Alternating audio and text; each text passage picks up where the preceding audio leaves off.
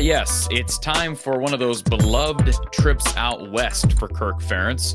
It has been a struggle in past years for Kirk to go out there and win, whether it be in the state of California or in the state of Arizona.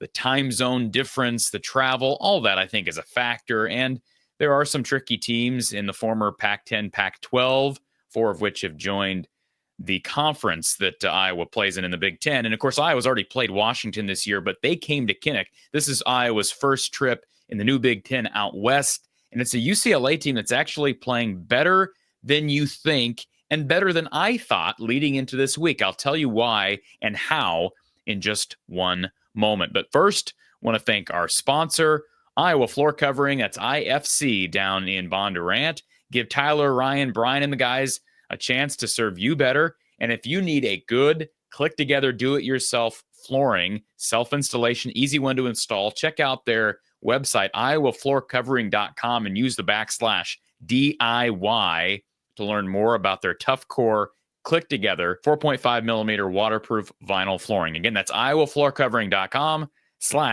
/DIY. And of course, Randy Engel under the kitchen down in Mitchellville.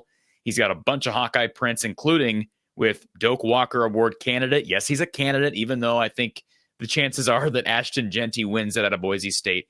Caleb Johnson is absolutely deserving of being in the conversation, and Randy's got a print with Caleb Johnson. Signed prints available. Check it all out, Under the Kitchen on Facebook or his website, underthekitchen.square.site.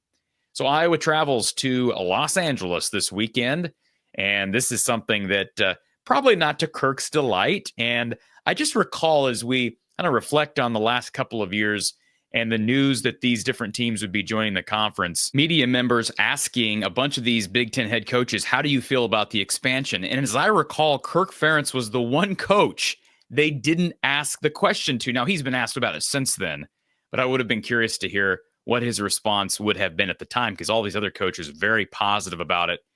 And I don't want to call Kirk Ferentz an old curmudgeon, but my guess is he was not thrilled because of trips like these. Short weeks, you're playing on Friday night. It's a late game. You're traveling by jet a couple time zones over, and traveling by plane is better than trying to bus out to LA. But this will be an interesting one. This is a UCLA team led by Ethan Garbers at quarterback, a young man who's been playing pretty darn well for a team that's not likely to reach bowl eligibility, but still is alive in that facet. But he's been throwing for 60+% all season. And if you look at his stats here of late, he has been better. And even these last two games, they've won at Rutgers and at Nebraska. They did have a substantial losing streak earlier in the year, but in these last couple of games, Garbers has had a 6-0 touchdown to interception ratio. The previous two games, he was 1-5, that 1-5 ratio, proving that it is possible for Iowa to get under this young man's skin and pick him off.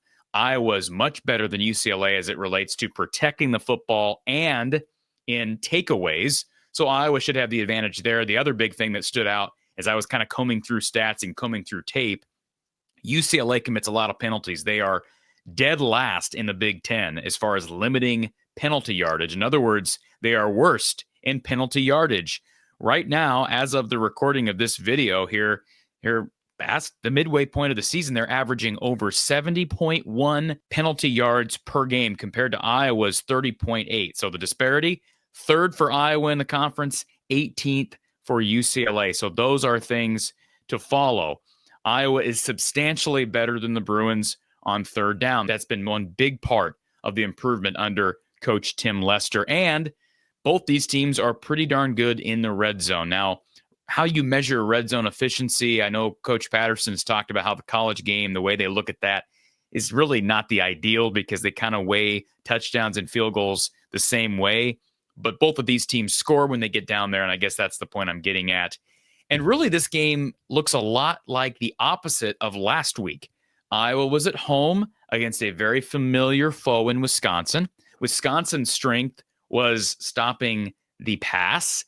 They were not as good defensively against the run. And ironically enough, Iowa doesn't really throw the ball much anyways. They really don't have to try because their run game is so good. They took advantage of that weakness on that Wisconsin defense.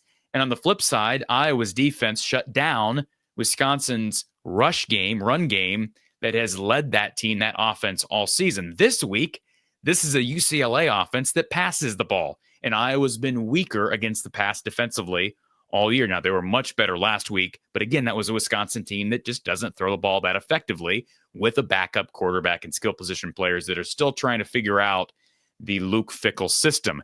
UCLA also does not run the ball effectively, so Iowa's terrific run defense probably not much of a factor. UCLA this season in rush offense is dead last in the conference. They're averaging 73.9 rush yards per game compared to Iowa's 222.3. Iowa's first in the conference in rush offense. UCLA's dead last. Talk about polar opposites.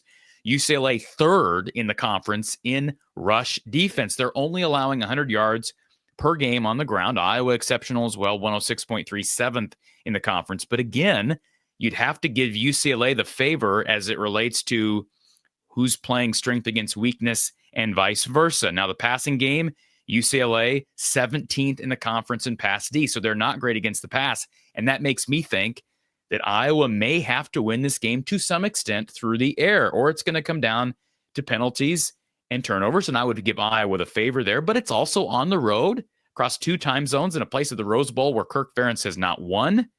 So very intriguing stuff. And Iowa is dead last in the conference in pass offense. And part of that is because they haven't had to rely on the passing game. But just very fascinating. It's like the polar opposite of last week's game against Wisconsin. So buckle up, folks. This could be a fun one against Ethan Garber's and that UCLA Bruins team. I could see it being close and low scoring given what I just outlined, but I could also see this being not a shootout, but I could see this game being played in the 20s or 30s, even into the fourth quarter. So be sure you tune in, 8 p.m. Central Time kickoff. I'll be giving you a score prediction on Friday during the day, and then following the game right here from the Hawkeye of the Storm on YouTube, live post-game coverage with myself and former Iowa assistant coach Don Patterson. We'll talk to you after the game. Take your calls, take your chats, take your comments. Enjoy the game. We'll talk to you on the post-game.